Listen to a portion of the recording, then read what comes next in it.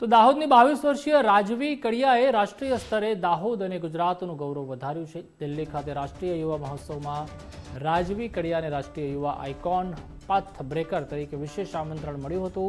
જે કાર્યક્રમમાં વડાપ્રધાન નરેન્દ્ર મોદી તેમજ મંત્રીમંડળ અને અવકાશ યાત્રી શુભાંશુ શુક્લા સહિતના મહાનુભાવો સાથે સંવાદ કર્યો હતો।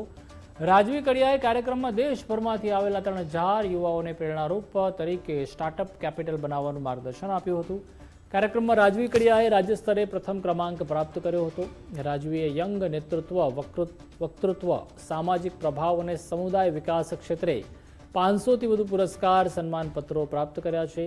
ગ્રામ્યથી લઈને શહેરી શાળા કોલેજોમાં 650થી વધુ વક્તવ્ય આપ્યા છે।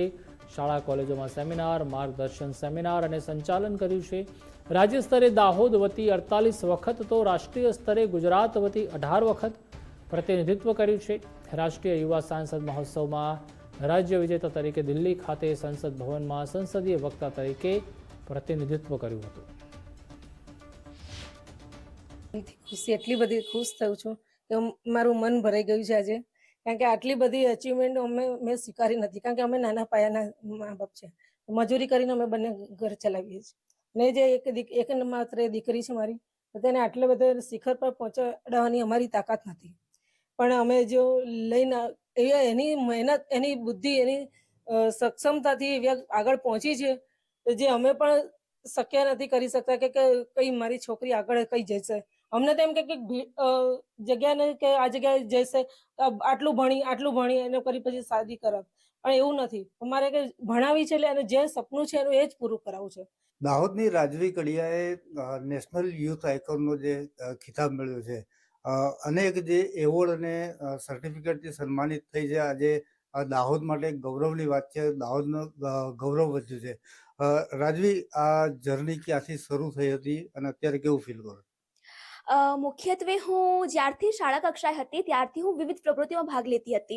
મારા માતા પિતા કહેતા હતા કે તું ભીડનો હિસ્સો રહે એના કરતાં સારું છે કે તું સ્ટેજ ઉપર ઊભી રહે અને પબ્લિક તારી સામે તારી વાત સાંભળે કે હા તું કંઈ કરી શકે છે। એટલા માટે મેં શાળા કક્ષાથી જ મારી જર્નીની શરૂઆત કરી હતી અને ધીમે ધીમે વક્તૃત્વ સ્પર્ધા મેં જિલ્લા કક્ષાએ, રાજ્ય કક્ષાએ અને આજે જ્યારે હું રાષ્ટ્રીય કક્ષાએ પહોંચી છું ત્યારે વિવિધ સર્ટિફિકેટ્સ, વિવિધ પુરસ્કાર સાથે આજે મેં ખૂબ જ ગૌરવશાળી અને ભાગ્યશાળી ખુદને મહેસૂસ કરી રહી છું, કારણ કે પહેલા લોકો કહેતા હતા કે હું મારા માતા પિતાની માત્ર એક દીકરી છું, તો પહેલા કહેતા હતા કે દીકરો હોતો તો સારું હતું, પરંતુ આજે લોકો એવું કહે છે કે તારી દીકરી જ દીકરા બરાબર છે। એટલે આજે ખૂબ જ સારું ફીલ થઈ રહ્યું છે। અત્યારે કઈ કઈ સ્પર્ધાઓમાં ભાગ લીધો છે, ક્યાં ક્યાં પ્રતિનિધિત્વ કર્યું છે, દિલ્હીમાં કયું પ્રતિનિધિત્વ કર્યું છે?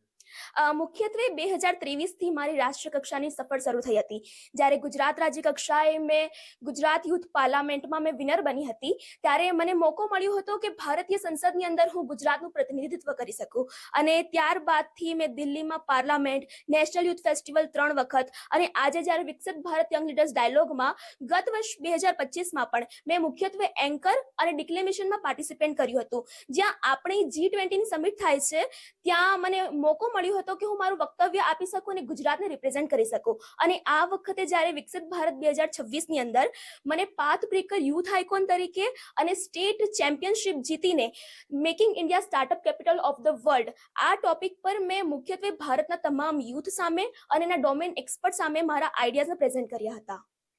અત્યારે આગળ શું કરવા માંગો છો ભવિષ્યમાં? અત્યારે જે રીતે મારો ઇન્ટરેસ્ટ છે કે હું પબ્લિક સ્પીકિંગ અને એન્કરિંગ કરું છું, પરંતુ હું એક શિક્ષાના સ્તર સાથે હું અત્યારે યુપીએસસીની પ્રિપરેશન પણ મારી સ્ટાર્ટ છે, તો હું આગળ વિચારું છું કે મને ભારતનું પ્રતિનિધિત્વ કરવું છે।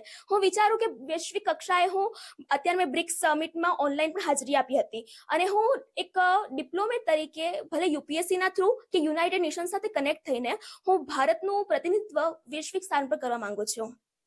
તો ચોક્કસથી ભારતનું નામ જે દિલ્હી ખાતે પણ આજે દાહોદથી છેક ગુજરાત અને દિલ્હી ખાતે આજે પ્રતિનિધિત્વ કરી અને ખૂબ દાહોદ માટે પણ એક ગૌરવની વાત કહેવાય છે। સાબિર ભાભોર, ગુજરાત ફર્સ્ટ।